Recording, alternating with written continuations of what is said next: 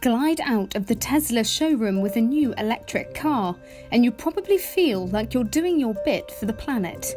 But keep going. You'll have to drive another 13,500 miles before you're doing less harm to the environment than a gas-guzzling saloon. That's the result of a Reuters analysis calculating vehicles' lifetime emissions, a hot topic as governments eye greener transport to meet climate targets. How's it drive? The model was developed by the Argonne National Laboratory in Chicago.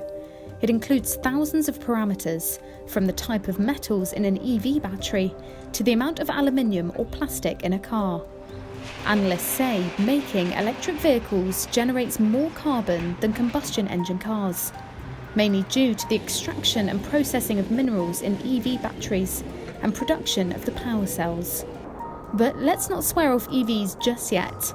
We'll get a false reading if we only consider them at the start of their life cycle, says Daniel Auger from Cranfield University. If you just measure when they come off the production line, you may well find that EVs are higher than some others.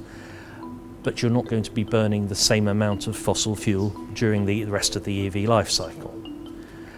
Really, you need to be looking at the product right at the end, after you've disposed of it. So what are the recycling and disposal costs? What can you reuse? So you need the production, you need the disposal, and you need the use. And without any of those three things, it's not a good comparison. So really we've got to consider how the carbon gap will vary over time, where that crucial break-even point comes, and how it can vary.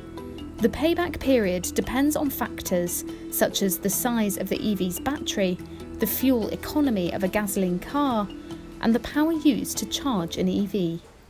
That can also depend on what country the car is being driven in. Let's circle back to that 13,500 mile figure.